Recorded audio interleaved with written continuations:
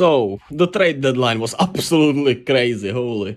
Oh, I never saw that many trades in a trade deadline in my lifetime. I mean, of watching the NBA, which is not that long to be fair, but it was for sure the craziest deadline in years and one of the best deadlines ever, probably, especially of our lifetimes and the modern NBA.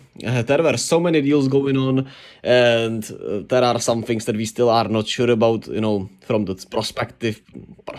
perspective wise from the deals. But I mean, holy.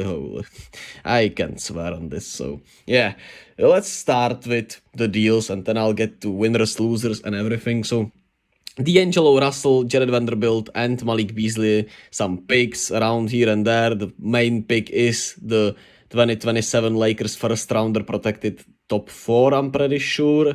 That went to the Jazz and Russell Westbrook, who went, of course, to the Utah Jazz. He'll get bought out. I'll make a video about him tomorrow, where I think he'll land, probably the Clippers or the Heat. So that's gonna be something to look around for. And of course, Minnesota gets Mike Conley, which in a way, I like it for Minnesota, because reunites, Gobert with Conley. They had good chemistry, more defense in a way, but Mike Conley has looked somewhat rough to me.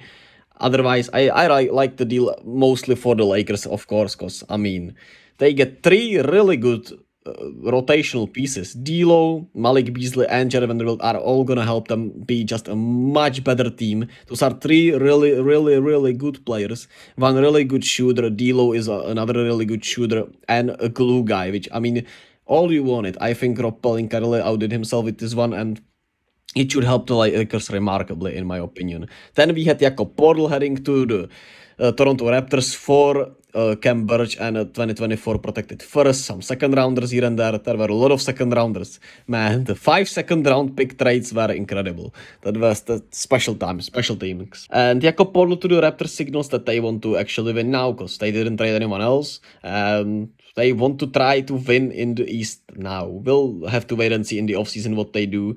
Bold move for sure. I'm not sure I like it. I think they overpaid. But of course, Paul is really good, but he's heading into free agency. I think they overpaid, and I don't know. I don't understand these deals for the Raptors a little bit, but we'll have to wait and see. Maybe it pays out for them. As for the Raptors, a lot of things do when people don't see it. So we'll have to wait and see on that. But I don't like the deal personally. Then we had the KD trade, which we all know. Then Dame had to, be here and say, yeah, I'm not gonna get traded, because, well, that's what Chris Haynes does for him, and it's funny always, so shout out Dame. Then the Boston Celtics acquired Mike Muscala for Justin Jackson and 2 future second rounders, which is really good for them, because he's a, 3-point sniper on the center position, which they have been a little weird on. So why not add more front court depth, which they wanted. So that's a really good deal for the Celtics. I really like that. They tighten up. Their biggest competitor in the East tightens up with the Bucks getting Jae Crowder. The Nets received those 5 second rounders, which is hilarious. And Pacers received Jordan Nwora, Serge Ibaka, and 2 second rounders. So that's really nice. The Pacers, it's going to be interesting. Serge Ibaka will probably get bought out. The Pacers get 2 second round picks for nothing, so that's really good for them. A young player with some potential in Jordan Nwora. The Bucks get a Jae Crowder, who has been one hell of a role player. I think he's a little overrated, but I like the deal for the Bucks. I think they'll get the most out of him. Then Thomas Bryant had to get traded after calling for the ball from LeBron. There's not much more to be said.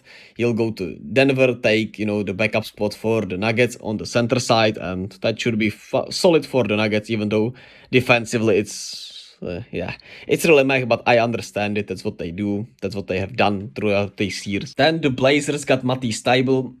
Sixers got Jalen McDaniels and 2 second rounders, while the Hornets received 1 second rounder from this year and Shvime Hailuk reportedly. So that's a really good trade for the Sixers, man. I love it. Sixers got Jalen McDaniels, who is a really good role player, I think. In Charlotte, he was really solid. We'll have to wait and see how he performs in a bigger environment, but I think he's going to be really solid. Blazers got more defense with Matthise Thybule, but we'll get to them a little more later. I think they're one of the biggest losers of the deadline. Their direction is really weird to me, but hey, that's what they do at the end of the day. Shvime Hailuk to the Hornets, yeah, nobody cares about that, let's be honest. They get a second rounder this year, why not, right? George Hill headed back to Indiana, solid deal.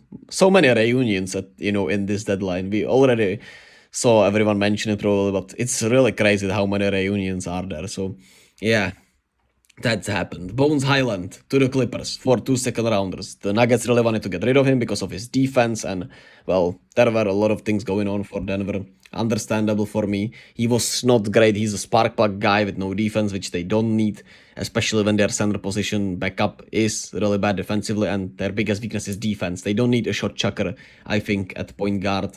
And he'll get some shine in the Clipper uniform, and hopefully he plays well. I really like the guy, so I understand it a little bit from the Clippers' perspective. At the same time, I'm like, do you really want this? I mean, I guess he's better than John Wall and Reggie Jackson, I suppose. And then they'll probably could get Russ. Then Bazley to the Phoenix Suns for Darius Bazley and a second rounder. So that's, I don't know, man. I don't like Darius Bazley. I think he's really, yeah, he's rough, and Darius Bazley is also rough, I guess. He had a good game against the Celtics at least. So yeah, that's a deal. That's a nothing deal in a way, right? Then the Warriors, man, goodbye King James. Goodbye Sweet Prince. James Wiseman goes to the Pistons. Wiseman and Bagley, the Pistons, like themselves, centers that didn't pan out so far. And I really hope it pans out for Wiseman, because the situation was just nasty for him in the Golden State Warriors, and it was needed for both sides, and the Warriors admitted their mistake. The Hawks got Saddiq Bey, which I don't know, man. Saddiq Bey for 5 second rounders, essentially. Yeah, I don't know. I don't know what the Hawks were doing with that one, but I guess. And the Warriors got Kevin Knox, which essentially turns into GP2 later, which we'll talk about. Then the Hawks traded Frank Kaminsky and Justin Holiday for Garrison Matthews and Bruno Fernando, which is literally more second rounders for Atlanta, and I guess, I don't know, more guys that will sit on the bench instead of the other guys that sit on the bench. So yeah, that deal's also a little nothing. Then Clippers, Grizzlies, Rockets 3 deal. John Wall back to the Rockets, man. That's nasty, but he'll get bought out or waived, and we'll see if he signs anywhere else. Danny Green also to the Rockets. He could get bought out, and a pick to the Rockets. Grizzlies got Luke Kennard, which is some shooting, I suppose, instead of Danny Green. Still no defense. And the Clippers get Eric Gordon and 3 second rounders.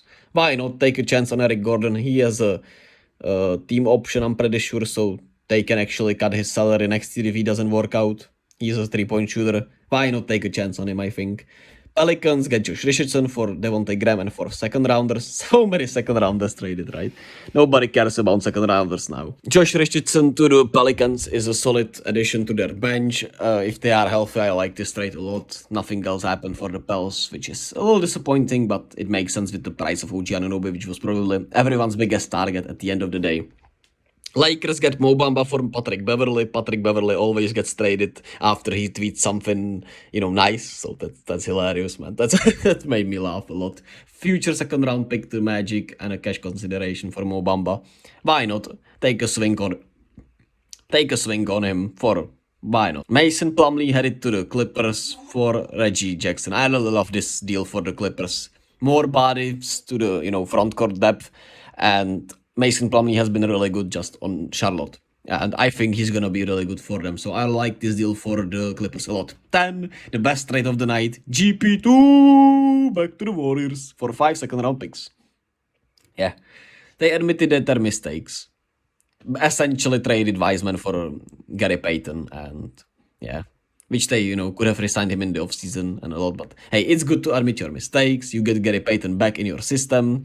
He's healthy now, and I mean, you loved him when he played for you. He knows the system. He was one hell of a player in the playoffs. He was one of the best players in the playoffs for us. So, I love it, of course. I love it a lot. And that was essentially it. A really, really busy trade deadline. I thought it was really great. As of course, KD is the biggest deal.